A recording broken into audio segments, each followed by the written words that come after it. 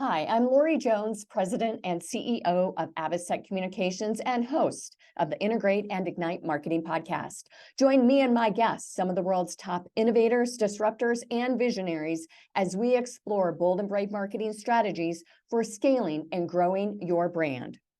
Lloyed Lobo is the co-founder of Boast AI and Traction and the author of Grassroots to Greatness. He is a master of marketing, growth, and community building, and my guest on this episode of the Integrate and Ignite Marketing Podcast.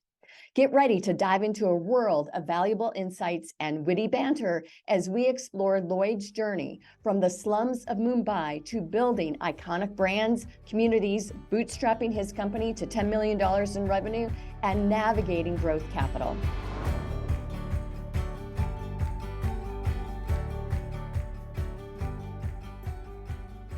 Welcome to the Integrate and Ignite podcast. I am thrilled to have Lloyd Lobo join the show today. Welcome. Thank you for having me, Lori. This is going to be a lot of fun. You have great energy. I love your show. So thank you. Well, I tell you, I'm so excited. So we're going to talk about so much today. We're going to talk about your entrepreneurial spirit. Look at all these brands that you've got on right now. We're going to talk about Boast.io and ultimately how that led to your newest book, which is From Grassroots to Greatness. Before we dive into all of that, tell us a little bit about your journey. Definitely. My journey is that of an accidental entrepreneur. Journey before building Boast AI was of an accidental entrepreneur. I, grew up in Kuwait, born to Indian parents who were piss poor. My mom grew up in the slums of India. My dad was a farmer. They weren't educated. They couldn't go out west because they weren't educated. The only option if they wanted to make any sort of money was go to the Middle East where the currency was a little more favorable and you didn't have to be educated.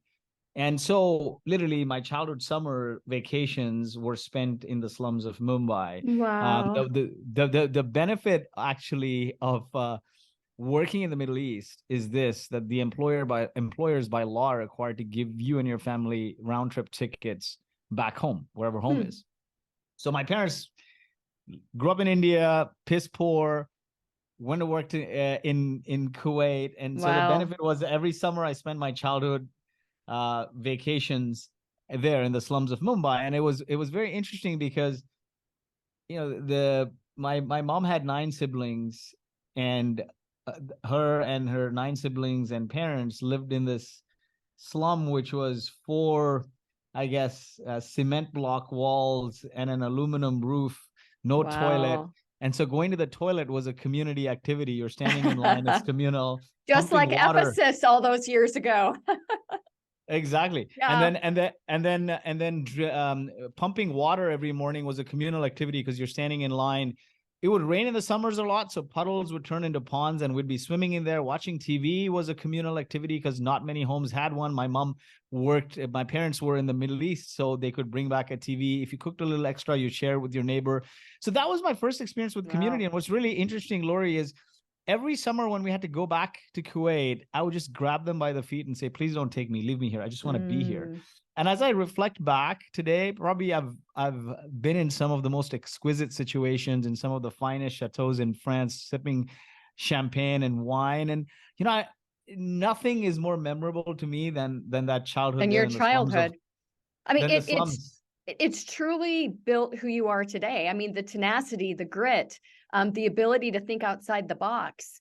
You've built a massive company through those learnings all those years ago. Tell us about Boast.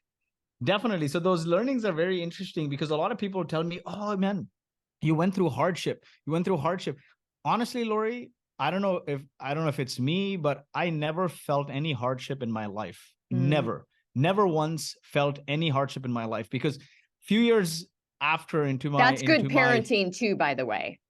I hope so. Yeah. I think so. Definitely. It really is. So my parents always shielded me and never made me feel like we were going through hardship. But there's one common thread, right? So growing up or spending my childhood summers in the slums of Mumbai, then fast forward a few years when I was 9 or 10, Kuwait was hit by the Gulf War where security had lapsed. There was no phone. There was no internet. Every building became a sub-community that coordinated with the next building, and it became the largest grassroots evacuation movements that communicated with embassies and governments in the UN and it rescued people to safety. And, maybe this summarizes what good parenting is, but I was going on this rickety bus from Kuwait to Baghdad to Jordan on the highway of death. And you can Google search highway of death. Buses were bombed. You weren't sure if you're going to live or die. The one thing that was very constant, Lori, is the adults around the bus were laughing and singing and playing the guitar. And that was mind-boggling to me because it's mixed signals as a kid, right? Like they tell you there's war, there's uncertainty, there's no currency. We don't know where we're going to go, yet everyone is having a good time. And fast forward today, in when I went from being piss poor to having millions and I end up getting depressed, I realized something, that it's neither the destination nor the journey, but the companions that matter the most. You could be on a crappy journey on the way to hell, but great companions make it memorable. And the reason why I say this, and a lot of this we say in different ways, that you are the average of the 5 people you surround yourself with, but ultimately your companions matter the most. And the reason why in my life I've never felt any hardship is because I'm always surrounded by great companions, great community of people. And so that Gulf War experience, Lori, gave me 2 things. One, it taught me the power of people when united by a great purpose can change the course of the world. Imagine what they did there was security had lapsed, no internet, no phone, and coming together to get people out of there was insanity. But the other thing it taught me was that great leaders cascade purpose, not just goals, right? And an example comes to mind with President Kennedy. When he was walking the halls of NASA at midnight, he sees a janitor sweeping the room. And he asks the janitor, "What are you doing at this hour?" And the janitor says, "Sir, I'm putting a man on the moon." That is what great leaders do. They cascade purpose where the lowest common denominator feels like they're driving the cause. So for me, Rambo was huge at the time in the 90s. Right. And I would throw a red bandana on and run around trying to help. Nobody once told me you're being disruptive. They made me feel like I am little Rambo rescuing Kuwait from Saddam Hussein. They made me feel like I was the driver, not like a cog in the wheel. And I understood that. But the last thing it gave me, which stuck with me forever, is the appetite for risk and uncertainty. It taught me the entrepreneurial spirit inadvertently, because most people, they laugh when I say I got the entrepreneurial spirit by being a refugee of the Gulf War. What is entrepreneurial spirit? It's not about making money. It's about taking an obscure idea to execution and impact while dealing with extreme risk, uncertainty, and ambiguity. The most successful entrepreneurs know how to deal with risk, uncertainty, and ambiguity. There's no bigger risk and uncertainty when your life is on the line. What were you saying to yourself at that time? Were you just looking for the next opportunity, even at 9 or 10? Did you know that you wanted a different life? Were you even able to think that way? I wasn't able to think that way, but years later it comes to me, right? Because I'll tell you something funny as I walk through the journey of Boast. But years later it comes to me because a lot of what we are, Lori, in life is not nature. It's not what we're born with. It's nurture, right? Because we, what we try to react to situations with is our experience. It's what we learn. But when you're punched in the face repeatedly, it's your reflexes that kick in. And those reflexes are a function of habit and how you've nurtured, not just what you're born with. And so a few years after the Gulf War, we ended up immigrating to Canada. Now, I hadn't finished high school, okay, in my teens. I just missed all my high school exams. I was always this rebellious kid. I don't know why. I'm always on the other side of uncertainty and risk. I don't know how I got that appetite, and I only attribute it to my experience with the Gulf War, but I was absolutely. Our listeners know exactly where you got that appetite. I mean, it was through those experiences. But it's also, there were a lot of kids who had the same experience, but they didn't go down this path. But I feel like, me being there and in the community I was, or the small sub community I was, where people were letting me take charge and help alongside and go through the ride alongside them like a driver, gave me that risk and uncertainty. So I didn't finish high school. And now we immigrate to Canada and I got to apply to universities, and I know I can't apply to university. Now, here's the key learning. Most kids, if they didn't finish high school, they won't apply to university, right? That's a given. Right. Now, luck and risk are 2 sides of the same coin. And I tell people this all the time. The ones that get lucky are the ones that never stop flipping risk. That's exactly right. We're going to talk about DNA in a minute. That is the ultimate. Exactly. So if you keep flipping risk, one day you're going to get lucky. So I applied to every single university in Canada. There's no SATs in Canada. Luck would have it, one university called me to write an entrance exam. I wrote the math and English. I did well. I had sent them last year's transcripts. And they tell me, hey, why don't you start the semester? And when your transcripts are in, send it to us. I told them there's some unrest in the country I came from. And they said to me, but if you don't send us the transcripts within the month, then you're going to have to unenroll, but we don't want you to miss out because your scores were good. Yeah. Now, luck would have it, they never followed up, and I graduated an engineering degree. I love it. That is some lost paperwork that I'm sure you're very glad never got to who it needed to get to. Exactly. So I finished engineering, and I, again, don't want to do a 9-to-5 job. I just couldn't bring myself to do it. And so I asked people I knew that were in business, hey, if I want to be a business person like you someday, because back in the day, we didn't call it startup or entrepreneur, it was just businessman, businesswoman, business person. Like, what is the skill I need to have? And they would all tell me one thing consistently: you suck at speaking, like you're an awkward communicator. You need to improve your communication, because being an entrepreneur or business person is all about how you communicate. It's about selling. It's about convincing. Like, imagine you got to convince your spouse that you're not going to bring money. You're going to convince customers that you have no credibility, but trust in me and buy my stuff. Convince employees to work on low pay. Now, I thought to myself, hey, I can probably take public speaking classes, but I'm not very self-motivated. And self-motivated is not showing up when you're living on the beach and in a relaxed situation. Self-motivated is, am I able to show up when I'm repeatedly punched in the gut? Right. And I thought to myself, hey, if I went on stage and 5 people laughed me off, I'd never want to go and learn to public speak again. I'd just not do it. So I said, then what's the next best thing? How can I put myself in an environment that requires me to communicate day in, day out? So I started applying to sales jobs, because I'm like, that is not self-motivation. That's an environment. Now, again, I use the word luck a lot, because I applied to every sales job. I didn't stop. Like the Xeroxes and the ones with the best training programs wouldn't give me a sales job because I'm an engineer, awkward. Luck would have it, one startup founder needed cold callers, and I got my first job in cold calling. That's great. And I want to, as we go through this story, I want to say the 4 things you need to have that will drive everything for you in life with these 4 things. And I call them the 4 C's. And so the first C being your companions, your community. And so because I work for this startup founder now, I built this good affinity towards startups. I understood the risk of startups that I was craving. Mm-hmm. And the first call, I practiced maybe 4 hours. The decision maker shows up on the line. I hang up right away and everyone's laughing. The thing is, I'm in an environment now where I can't stop, right? I need to make money. So I learned to cold call, and I get better and better at it. Now my girlfriend today, my wife today, girlfriend back then, she got into medical school in New Jersey. Canada, US had a free trade agreement, NAFTA, still do, the TN visa. I apply to jobs in the US now, sales jobs. Nobody else would give me a job. No established company. One, you need a visa. 2, it's complicated. You're an engineer turned cold caller. What kind of job you would get? Luck would have it, because I work for a startup, some other startup saw value in it and gave me a job in sales. I land up there on this TN visa, living in an attic in New Jersey, paying $500 a month rent. And I land up there, and it's not quite a sales job, because they don't have a repeatable, scalable product or a sales process. So it's talk to customers and figure out what they need to build. And then figure out what value they need.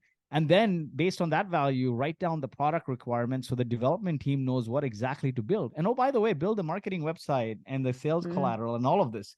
And I'm like, what did I get myself into? Now, if you see today, most kids, if they end up in a job like that, where they applied for a sales job, but they're literally founder +1, talk to customers, figure out the pain points, tell the devs what to build the marketing, they would quit. I had no option. Again, this wasn't self-motivation. I'm in an environment where it's survival mode at this stage. Exactly. And so I learned to do all those things, because I said, if I want to be with this girl, which served me really well, I mean, I'm everything I am because of her, I need to do this.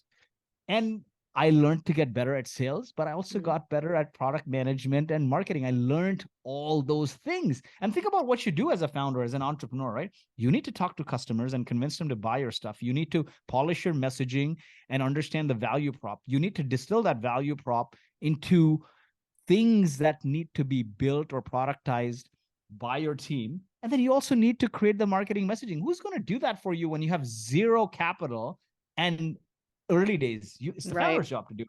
So I learned those skills now working for two founders, worked there a couple of years. And then my next job the trajectory went from cold caller to being sort of like a Renaissance salesperson, and then end up running sales and marketing, then went to another startup where I got a job as a head of sales and marketing. So very quick trajectory. So the key learning there also tells you not only was the community that helped me formulate this mental tenacity, but also the community or the people I surround myself with enabled me to be an entrepreneur. I understood the risk appetite. I understood how to do it. If I hadn't worked for 3 founders back to back, it would be much harder for me to internalize what it's like to create a startup on my own. I would be lost. And do you know why you organically gravitated toward that? I mean, there's some luck involved in it, but you could have sold shoes also. You were gravitating toward these entities that were more risky to begin with. Honestly, I don't know if there's any science there, but because I graduated engineering, I started applying, and I didn't want to work in engineering. And I asked people, hey, what's the best skill you can have? And they said communication and sales is everything. And so I started applying to sales jobs at tech companies. Now, most established tech companies wouldn't want a salesperson who's never done sales and just came off being an engineer, an awkward communicator. So I guess desperation mode, a startup with no resources and funding needs cold callers. That's how I landed in a startup. And then the next job when I applied also ended up being at a startup because some startup founder valued it that couldn't probably get an established person there. And so I think that luck that was the luck piece of it. But I gravitated one risk appetite. But I guess the key learning here is you got to niche down before you niche up, right? Like you can say, I can sell everything, but no, like what is your zone of genius? So like, what are you passionate about? Right? When you draw these sort of Venn diagram, it's like, what are you passionate about, or what do you draw joy from? What is your skill set and what is your talent, I think? And for me, I guess my natural talent was community and bringing people together. The skill I had acquired was sales. My education was engineering, and so that overlap worked out. And some of this I think is so interesting, and it goes back to the DNA of entrepreneurs. There's just a lot of commonsensical things that you're talking about when it comes to growing a community, understanding what the message points are, how you're going to interact with customers, how you're going to find the best insights from customers. The innate ability to sell is, also ties right into that, and then trainable. And you have that innate ability to do all that. And you then decide that you're going to form your own company. Tell us about Boast, and then what those early learnings ultimately led to regarding your ability to then hire people that were more like you. Definitely. So the journey up to Boast, I'll summarize the key skills that I learned, right? So the first C I said was community. Your companions mattered the most, right? Your community is your currency. The second thing I learned was the value of communication. When I took that cold calling job for peanuts or minimum wage, my parents lost it. They're like, your friends have jobs at Microsoft and Johnson & Johnson. Why are you doing this? Today, it's the skill that served me the most. So communication is everything. If you can't communicate, you don't have an audience, you have an empty room. The third is your ability to create, because I work for startups. I was creating, and not only was I creating content, I was creating playbooks from scratch, like how to make the first calls, how to build a sales team, how to build marketing materials. I was creating, right? And that was huge. And the fourth C, without this fourth thing, you have nothing. You may be the best communicator, you may be the best creator, you may have the best community, but without this fourth C, which is consistency, you have nothing. Everything great is on the other side of doing things consistently, right? Look at it. Warren Buffett never stopped. He talked about compound interest on consistency, or Mr. Beast, or Larry Ellison. These people never stop, right? Compound interest on consistency is what we call overnight success. Consistency is the secret ingredient that turns small actions into big outcomes. So my summary, my learnings until I started Boast was community, communication, creation, and consistency. So Boast, my co-founder, was one of my best friends in university, called me and said, hey, I want to do a startup in this. So globally, hundreds of billions of dollars are given by governments to fund businesses for product development and innovation. But it's a cumbersome, broken application process. It's prone to frustrating audits, and receiving the money takes a long time. Mm-hmm. And he said he was working for a Big Four accounting firm. Mostly these are done by Big Four accounting firms. And he said, there should be a better way. We should be able to automate and streamline this. You want to work together? I jumped at the opportunity to work for him because I'd only been working at startups that were funded and they weren't really going anywhere. They hadn't done well, and very stressful CEOs. So I jumped at the opportunity to work with him. I moved into his spare bedroom in his apartment. And what do you do day one now, right? And this also ties with rules of building a community-led business or a community or a company. What do you do day one? You have a business idea. First thing is, I got to get customers, at least in my mind, because I have no other money. I don't have the money. We don't have the funds or the resources to say, let's build a product. It's like, get customers, figure out if there is a pain point, and then deliver to that pain point. So that is number one. But how do you start? So we said, okay, you know what? Who are all the stable, established companies? Oh, it's manufacturing, it's construction, it's oil and gas. So we start calling them. They wouldn't take our calls. Imagine what we're saying. Give us your technical financial data, and we'll get you money. We'll get you this money from the government. No equity, no interest, best form of capital. Like, who are you guys? Never even heard of you.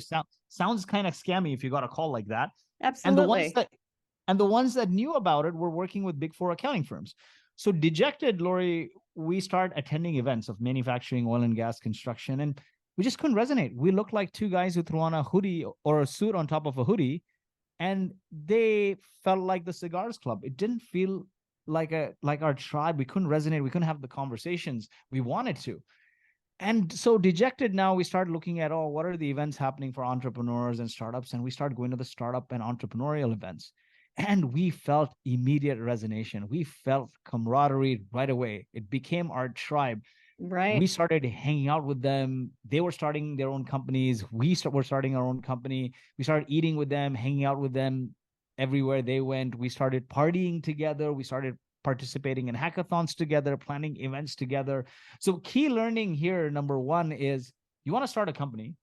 Where do you start? First step is figure out your ideal customer profile. How do you figure that out?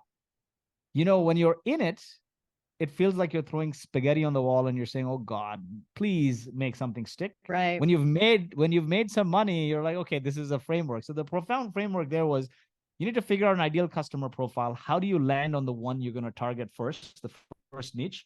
Number one is it a market you're passionate about that gives you joy? If you hate your customers, and you know this, building a business, let alone a community-led business, is a marathon of the heart and mind. If you hate your customers, how will you sustainably create for the long haul? It's a 10-year plus journey. If you hate your customers, you hate what you're doing, it doesn't bring you joy, you can't create. And that's what I feel like we target. How did you determine a product fit for customers that you wanted to work with? I mean, what were the criteria that you thought through and said, okay, these are the non-negotiables, and these are where we're really going to focus our energy? Definitely. So, I mean, for the first thing, we knew that we were going to automate access to government funding. Two, we got repeatedly rejected and beat down from manufacturing, oil and gas, and construction. In that phase of rejection, we started hanging out with startup founders, and we understood where they ate, breathe, where they eat, breathe, drink, sleep. We understood their pains, serendipity. Their goals. Serendipity, right? Yeah. We understood their pains, their goals, their aspirations. So goals and pains are short-lived. It's important to know. It gives you your first product. When you understand your customer's aspirations, it gives you multiple products down the line. And then we understood what stood in their way. And so it was like, when we started hanging out with these startup founders serendipitously, we just felt like we found our tribe. There was great camaraderie. We started to eat, breathe, drink, sleep where they did, hang out, watch the same things together, participate in events together, party together. And so we understood that market really well. And so once you understand the pain of a market and it feels like your own, you have the passion for it. So number one is the passion for that market. Number two is it a small but growing niche? Growing is really important. Otherwise, you're going to be stuck with this obscure niche. Three is there a propensity to pay? If they can't pay, you have no business. And the fourth thing is their ease of access. You may Right. have all the passion for a market, which could be massive and they could be paying top dollars, but if you have no ease of access, you'll never get off the ground. So And that gave us this sort of thing. did you remain industry agnostic at this time, or did you then focus on so you're chasing the behavior at this stage? What did you do to focus in on industry? Yeah, so I think for us, like startups served as an industry. It was the tech industry. It was early stage technology entrepreneurs. So that became an industry on its own. And for us, I think even today we don't classify startups as an industry, which I think is silly because it's the fastest growing industry. And when we were targeting them, our competitors would laugh at us saying, "Oh, you're going to go bankrupt. These guys never pay." And I said, "You don't want to work with companies like us who are new, and your customers don't want to work with us. So then we're left to serve our own." The one bet we played, right? And see, one of the key things about winning is to have a contrarian bet that ends up being right. We just visualized that, funding dollars are going in innovation. If Right. the government of Canada and the US are providing tens of billions of dollars to fund these companies for their innovation, that means it's going somewhere. This market is going to explode. Right. And there's the value prop right there. I mean, Exactly. it's letting these entities know that you can uncover those monies for them and help them, scale. Exactly. And as a function of helping them scale through money from the government, not only our business exploded, but their businesses grew too. Money to fund their innovation. They innovated more. We got more customers. They innovated more. So that gave us the early market. But now that you have the market you want to target and you understand their pains and goals, what else do you need to understand? You need to understand their 3 Fs. Who do they fund? Meaning, what are the tools and services they pay for? This gives you a list of people you can partner with. Who do they follow? Meaning, who are the influencers they respect? This gives you a list of people that you can invite to your podcasts, your events as speakers. So those influencers whose presence will give you social proof in front of your ideal customer. And then the last stuff is, where do they frequent? Meaning, what blogs, magazines, podcasts, platforms they hang out on. So that gives you your distribution strategy. So we had that down packed. And then, as a function and you did all of this without a marketing team. Yeah, because we didn't. This is marketing. Technically, this is marketing It is. 101. But most people, well, and it's funny because we bootstrapped to over 10 million. Then we sold 53% of the company to a growth equity, private equity fund.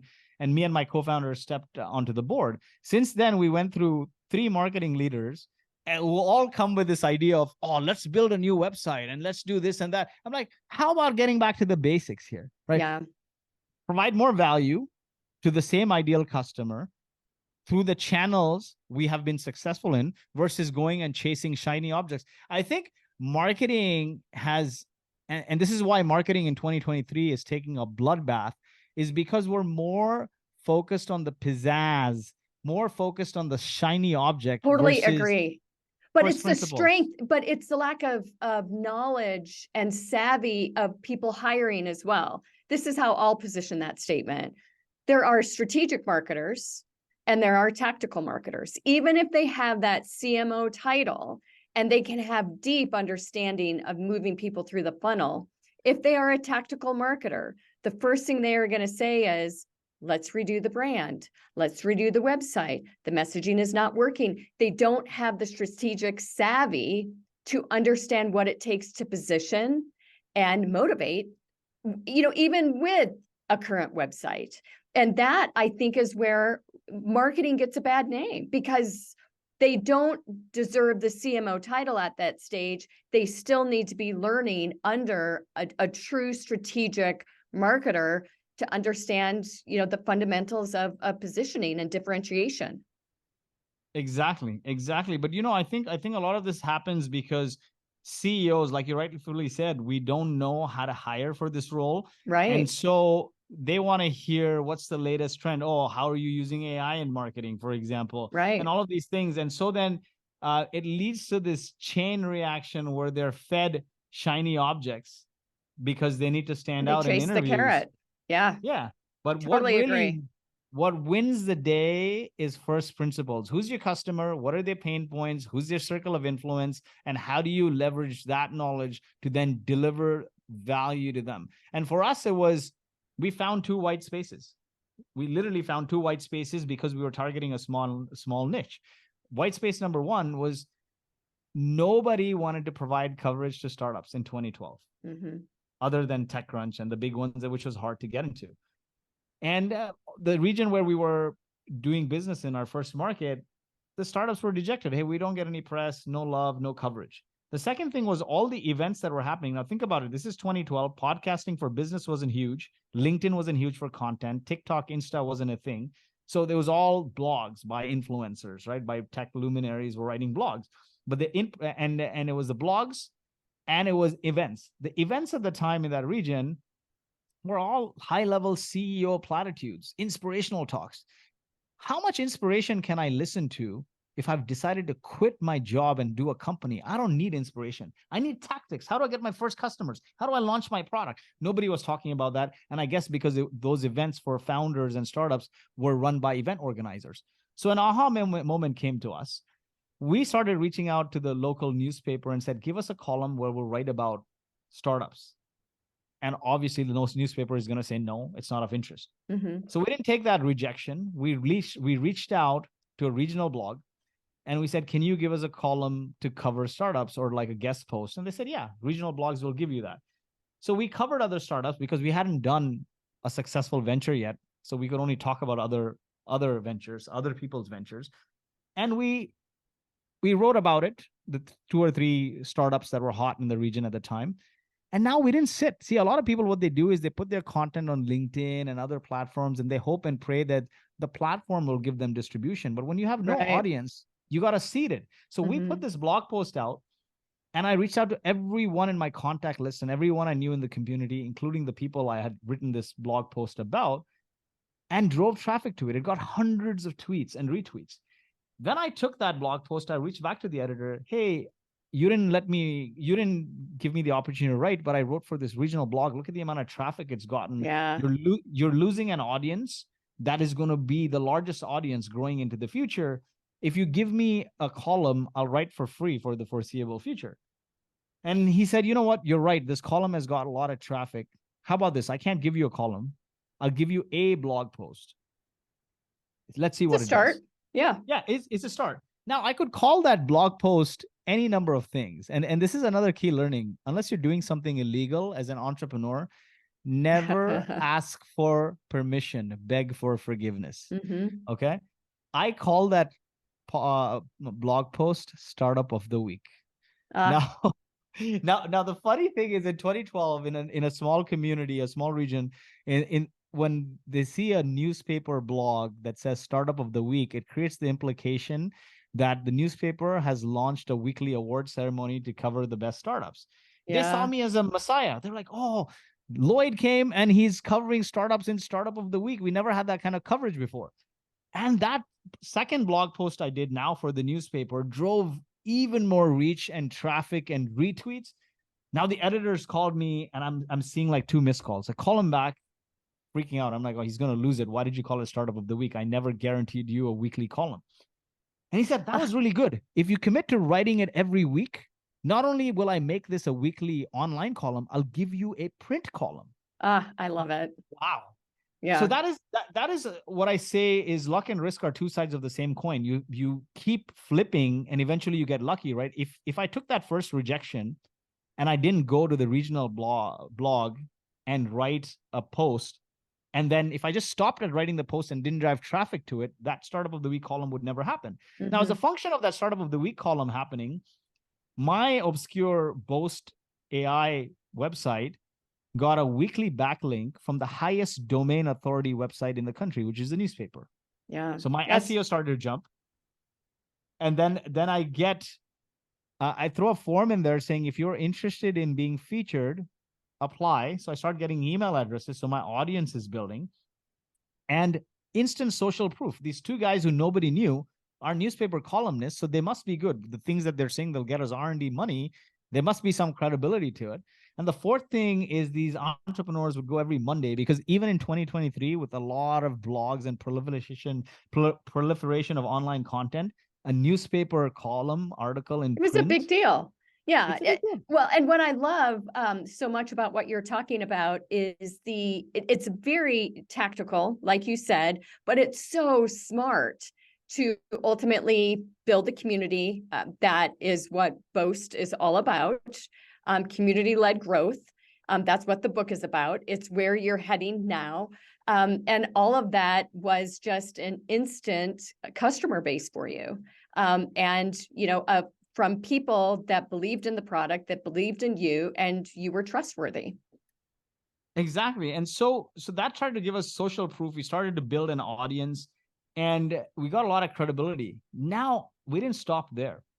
One, I talked about community, communication, creation, and consistency. We wrote that column for more than 2 years. I never stopped. And the day I stopped was when that column also stopped.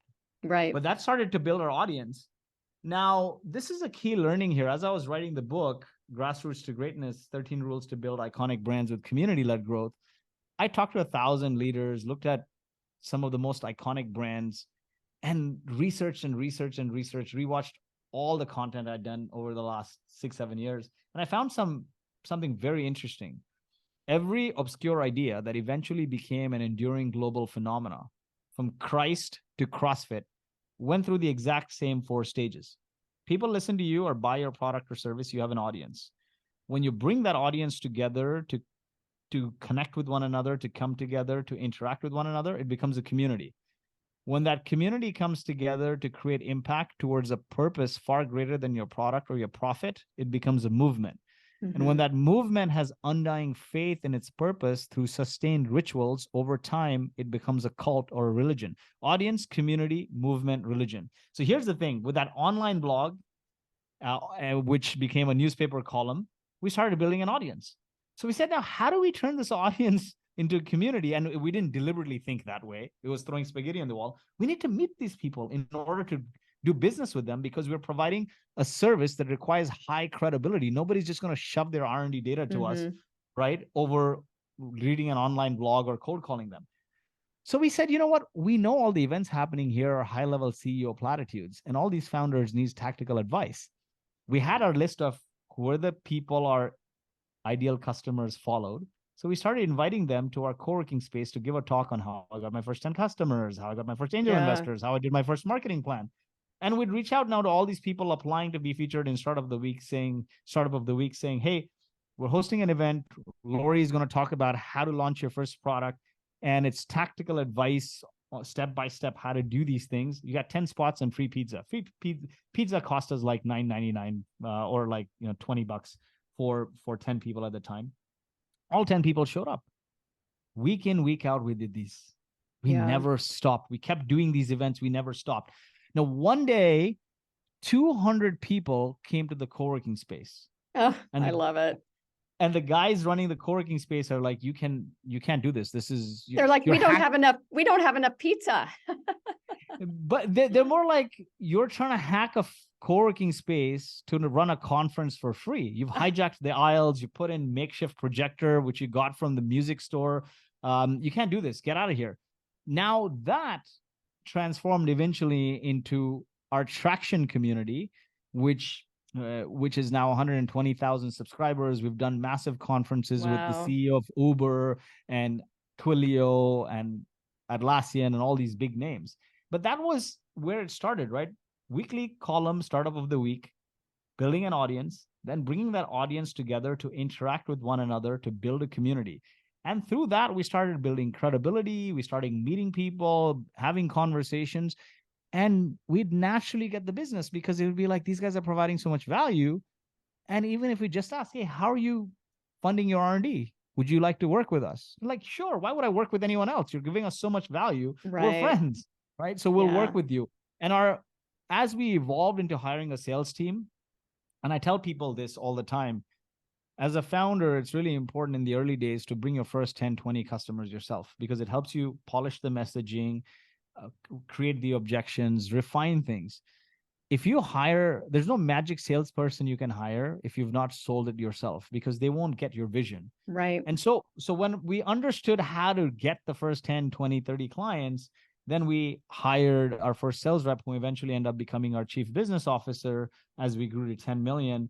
But they all embodied this DNA, the DNA of giving, helping people become successful beyond our product or service, because people don't just need R&D money. They need, how do I grow my business? I need a lawyer, maybe I need a banker, I need employees. So we built, by understanding our customers, we built connections with their circle of influence. And so we went from being salespeople, or what we should have been salespeople, we end up being community builders, brokers of resources. I can connect you. They're like, oh, you need something? The Boast guys will connect you with that. Yeah, and that's that was the incredible. journey. Well, and it's such an incredible journey. And then, you know, after achieving all of this, you're at 10 million and you begin to talk exit. Bring us back to those conversations. You know, what's really funny is we weren't talking about an exit. Here's what happened. So over the years, Other people were talking about your exit. You know, over the years, we kept building our lead gen around in-person interactions. And I truly believe everyone today is online. But if you don't bring your online community, your audience together, it will eventually fade away if you don't sustainably create. Let's say as a creator, you stop creating for a month, you'll start losing that audience. So it's important to bring them together. Plus, Lori, you probably know this, but I write about this in the book, is anytime you incorporate more than two senses, you build stronger connections. When you're in person, when we're online now, we're sound and sight. When we're in person, we're taste, touch, and smell. And you've probably seen this, right? Like when you meet people in person frequently, you start to build stronger bonds with them. Right. And so we had built all our marketing engine. We had no sustained marketing person on the team at any given time. The longest we had was a marketing person for 1 year, and then she left. But it was all around doing events. Now the pandemic hit, and can't do events anymore. We freaked out. We were planning a big conference we had to cancel. Everyone's like, do a 2-day virtual summit. I'm like, I can't sit through a freaking 3-hour virtual summit. How am I going to sit through a 2-day virtual summit myself? So again, serendipity or necessity is the mother of all inventions. I didn't want to do a 2-day virtual summit. I reached out to the 60 speakers or so that we had to cancel the conference for and said, hey, what if we do this online as a Zoom live webinar? We'll invite our community members to join live so you can interact with them, they can interact with you and interact with one another. Would you be open to doing that? And we'll turn the recording into YouTube and into podcasts. They're like, yeah, sure. Absolutely. Why not? It's all we had to go by at that time too. Exactly. And that once a week turned into twice a week. And I think in the year we did 110 now events, online events. Wow. And it went from 50, 60 people joining to 500,000 people joining week over week. And I kid you not, we exited the pandemic. We entered the pandemic with 30 some odd thousand email subscribers. We exited the pandemic with over 100,000 subscribers. Yeah. There was one window to do an in-person event during a little opening. We hosted the in-person event there. And I tell you this, everything I have is because of the community. There's this growth equity firm that comes to the event and they love the event, and they reach out saying, hey, it seems like you have great access to founders we want to invest in. Would you be interested in coming on as a venture partner in our network, joining our venture partner network, and we'll give you commission for deal flow, like free carry. Wow. We'll give you carry for the deal flow. And I say to them, listen, we have a business to run. I don't have the time to do this. We're doing this because it's our marketing moat. It's our business moat. It's our lead gen. But I don't have the time and patience to pass you deal flow in exchange for money. And they're like, what does your business do? I explained the business. Hey, we automate access to R&D funding from the government, no equity, no dilution, no interest. And they're like, what? It seems like you're selling $100 bills for $20. How's the business doing? I'm like, business is great. We're north of 5 million, on the cusp of 10. No marketing, 80% gross margins. Like, how do you generate leads? I said, we do events like the one you came to and the one you reached out. And they expressed interest in buying half the company. And that's how here you are all these years later.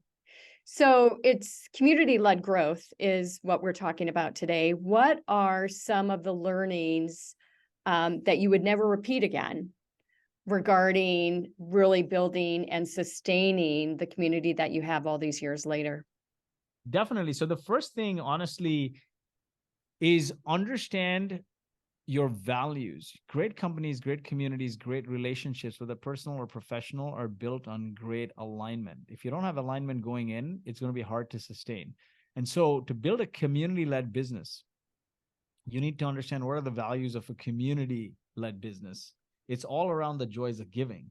Mm-hmm. And if you distill that down, as I talked to hundreds and hundreds of companies and thousands of leaders, I found 6 very common values. I call them camper, or the camper framework. If you have camper in your company, you will have happy campers. Camper in your community, you'll have happy campers. C stands for connection. You're creating connection amongst people. A is autonomy. You don't want to micromanage people. When people have the autonomy, they take charge and build the damn thing. M is mastery. People want to get better and better at what they're doing and not just be stuck like they're some volunteer or typecast in a role like a slave, just pushing paper.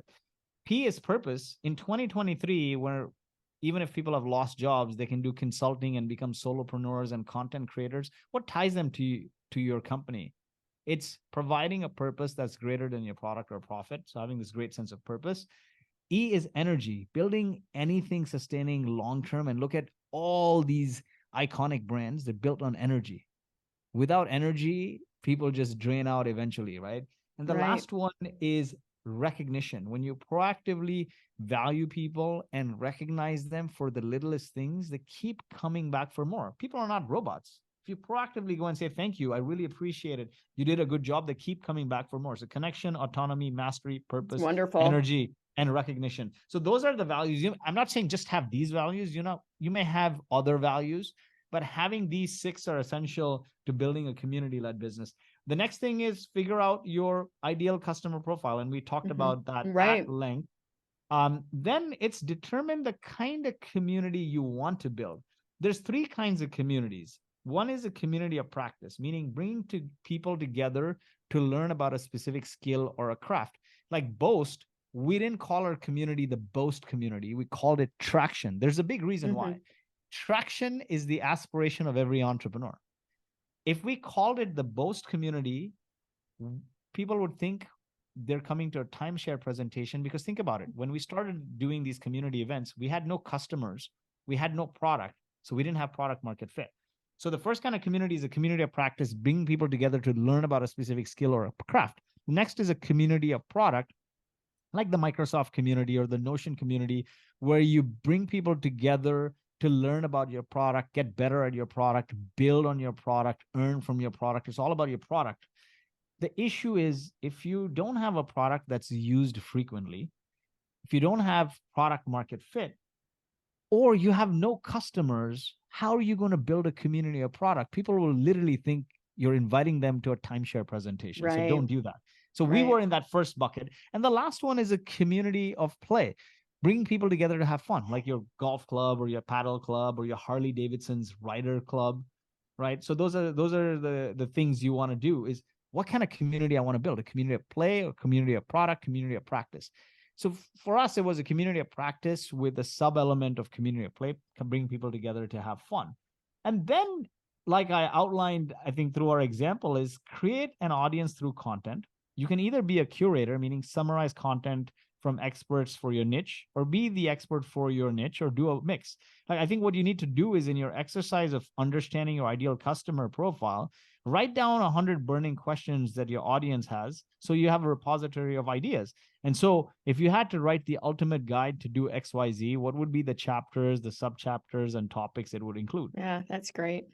And then now you are creating an audience through content, and then figure out one channel where you can predominantly distribute on. I'm not saying, don't put it on podcasts, don't put it on YouTube, don't put it on LinkedIn. Take one piece of content. Yeah, and slice it and dice it from there. Yeah, slice it and dice it on multiple formats and distribute it. But pick one platform where your customers predominantly hang out and go deep there. It's better to be an inch wide and a mile deep. So yes, have your YouTube, but if your customers don't hang out on YouTube, then you don't want to spend the most effort there. Spend the most effort where you go deep and provide the most value on the channel where your audience hangs out on the most. And then as you're building that audience now, bring them together. And I'm not saying host one big conference a year. I'm saying can you do something sustainably over time where there's a cadence? It can be They a become pizza to meetup. expect it at that stage. Yeah, it becomes like a ritual. We'll do a weekly pizza meetup, or we'll do some retreat every month. That kind of thing, which is low cost, low energy, but people just want to come for the camaraderie and the fun and the learning. Mm-hmm. And when you do those two things consistently, build an audience through online content, and then bring that audience together through a combination of chat interactions and in-person interactions, it starts to become a community. Now, taking that one step further, if you give that community a great purpose and align people to come together to solve for that purpose, it'll start to become a movement. That's what Harley Davidson did, right? I mean, in the 80s, this company almost went bankrupt, and they rebuilt the company on the ethos of community. The management said, let's go out there and create rider clubs. Employees became riders, riders became employees, and they created these rituals around coming together to ride together, the joys of riding, the brotherhood of bikers. And then they turned into movement by coming together to donate and rally for causes like breast cancer and autism. Today, you can recognize a Harley fan, even by just what they're wearing. Even if you see a dog wearing a leather jacket, you're like, oh, that's a Harley Davidson puppy or a dog. Yeah. Now I'm doing talks for my book and going to conferences, I literally wear knee-high boots and a leather jacket, and I walk on stage, and literally everyone on the way, even the security guard, will ask me, hey, what kind of Harley Davidson do you have? Where's your bike? Where's your bike? Yeah. And that tells you what an iconic brand is. It's the power of audiences that turn into communities that come together to create movements, and over time, through sustained rituals, become cult-like brands. And with that, that is a great ending to our show today, Lloyd. You have been such an inspiration.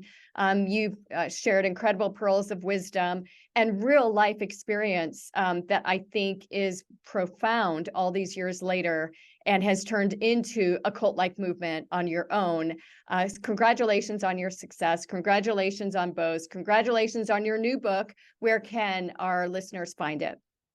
Definitely. So it's on FromGrassrootsToGreatness.com, or go on Amazon and search for From Grassroots to Greatness. And in the coming weeks, we'll have a page with a Notion doc with all the templates of taking the book further and putting into action, behind the scenes interviews, etc. We'll also have a page with all my podcast experiences talking about the book, podcast appearances. And then we'll also have a page with my podcast, the Traction Podcast, where I interview CEOs of multi-billion-dollar companies. So there'll be a lot of content for you to learn from. And because of the power of the community, we became a Wall Street Journal bestseller a week after launch. We sold 7,300 copies during the week of launch, and it hit on the week ending February 23rd, the week ending September 23rd, it became a Wall Street Journal bestseller. Congratulations. That is absolutely amazing. It's been such a joy to speak with you today.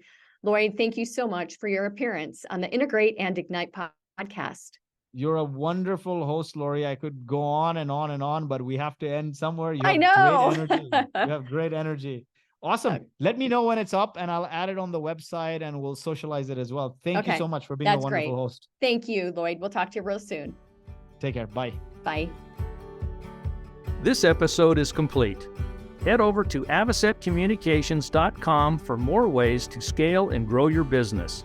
And be sure to tune in regularly for insights and motivation with host Lori Jones and her guests on the Integrate and Ignite Marketing Podcast.